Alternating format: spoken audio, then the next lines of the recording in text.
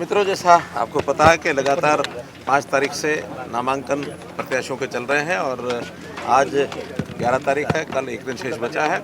और मुझे इस बात की प्रसन्नता है कि हमारे अधिकांश जो भी प्रत्याशी हैं उन्होंने अपने नामांकन भर दिए हैं।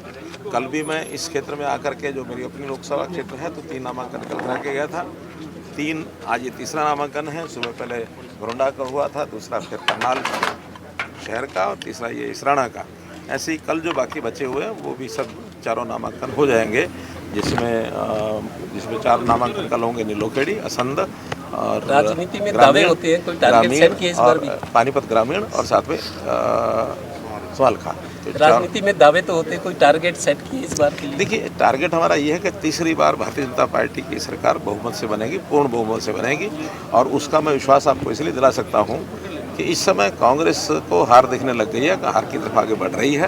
प्रमाण उसका ये है कि अब उन्होंने आखिरी समय तक भी गठबंधन के लिए अपने हाथ फैलाए हुए हैं कि कोई पार्टी आए, गठबंधन करे। हालांकि उनके साथ कोई पार्टी गठबंधन कर भी नहीं रही, सब ने अपने हाथ पीछे खींचे, अपने अपने कैंडिडेट उन्होंने घोषणा कर दी है। और जहाँ तक कांग्रेस का अपना प्रश्न है, आज एक दिन बाकी बचा है और आज भी उनकी आधी से ज़्यादा सीटें अपने कैंडिडेट घोषित नहीं कर पा रहे हैं। अभी तक मेरी जानकारी के हिसाब से 41 कैंडिडेट अभी उन्होंने घोषणा की है, अभी 49 उनके बाकी हैं। और बहुत से उनके कैंडिडेट्स ने तो इंडिपेंडेंट फार्म भी भरने शुरू कर दिए हैं। अब एक दिन में इतने सारे कैंडिडेट उनके सब फार्म भर पाएंगे कि नहीं भर पाएंगे, इसमें भी शंका है। और जिस प्रकार से प्रदेश में पूरी एक वातावरण जो बना है, मैं सब तरफ पूरे प्रदेश में भी घूम रहा हूँ, खास करके अपनी लोकसभा में तो लगातार घूम ही रहा हूँ। यानी हमारे जो 10 साल का जो शासन है वो उनके 10 साल से कई गुना आगे बढ़ गया। और मैं तो ये कहूँगा कि हमारे नए मुख्यमंत्री नायब सिंह सैनी जी का ये जो 2 महीने का कार्यकाल है, यही उनके ऊपर भारी पड़ रहा है। 125 के लगभग उन्होंने जो नई योजनाएं लागू की हैं, नई घोषणाएं की हैं, इनका भी अगर तुलना करेंगे तो उनके 10 साल इसमें भी फीके पड़ते हैं। उस समय भूले नहीं हैं हरियाणा की जनता के, जब एक भय का, भ्रष्टाचार का यहाँ माहौल होता था। यानी किस प्रकार से उन्होंने अपने एजेंट छोड़े हुए थे, मंत्रियाँ इकट्ठी होती थी, हफ्ते इकट्ठे होते थे और सब जो है चीज़ें ऊपर तक सप्लाई होती थी। यहाँ तक के सरकारी कार्यालयों के रेट बंधे हुए थे कि कौन किस कार्यालय में अधिकारी जाएगा और कितने पैसे उसको कमिट करने पड़ेंगे। आखिर वो कहाँ से लाते थे? वो तो जनता से इकट्ठे करके उनको देने होते। तो एक भ्रष्टाचार का कैसा माहौल उस समय था। आज बिना पर्ची खर्ची के जो नौकरी का एक ऐसा, यानी यूएसपी हमारी सरकार का है कि गाँव-गाँव में इसकी लोग चर्चा करते हैं। आज आम समाज, जो गरीब समाज है, उसको पहले तो लाइन में लग करके भी उनको चीज़ें मिलती नहीं थी, आज उनको घर बैठे मिलती हैं। चाहे वो राशन कार्ड हो, चाहे पेंशन हो, चाहे आयुष्मान कार्ड की बात हो, कितनी ही योजनाएं केंद्र सरकार की, हरियाणा सरकार की, और वो पूरे प्रदेश में लोगों में एक वातावरण बना है। इस बार होना तीसरी बार हो, ये पहली बार होगा कि किसी पार्टी की लगातार तीसरी बार सरकार बनने जा रही है।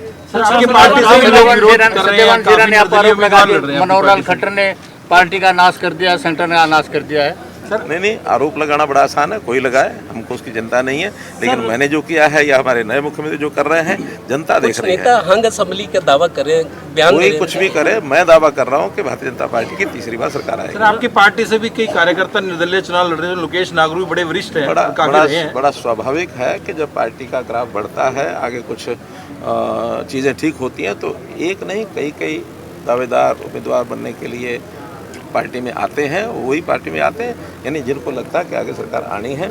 लेकिन हम अपने सब कार्यकर्ताओं को समझा करके और उनको जो भी कैंडिडेट पार्टी का, उसके साथ लग करके उस सीट को जिताएंगे। क्योंकि मैं लगातार घूम रहा हूँ, सबसे बातचीत हो रही है और मेरी बात जो भी इस लोकसभा क्षेत्र के लोग ऐसे हैं जिनके मन में इच्छा थी, उनसे सबसे मैंने बात कर ली है। इक्का दुक्का बचे हूँ, आज मैं कर लूँगा।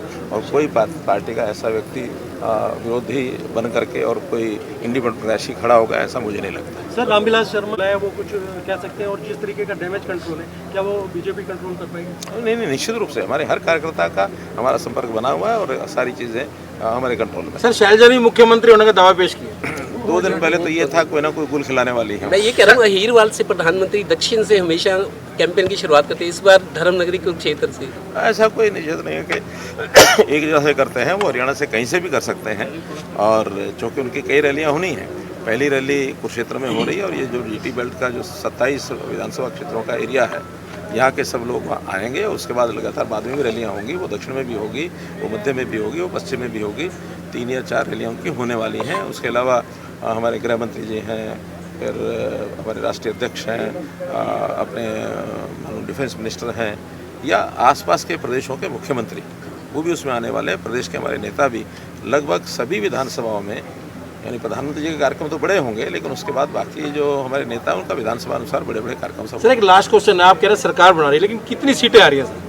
मैंने कहा बहुमत, पूर्ण बहुमत का मतलब क्या होता है? और पूर्ण बहुमत तो 45 का होता है, लेकिन आपकी अच्छे कितनी बहुमत से। आप क्या सोचते हैं कितनी सीटें आएंगी? सर 1.25 लाख कर्मचारी है सर, जो रोजगार में बहुत दुखी है, उनका कार्य नहीं चल रहा पूरा। हमारा नारा एक ही है कि तीसरी बार भाजपा सरकार।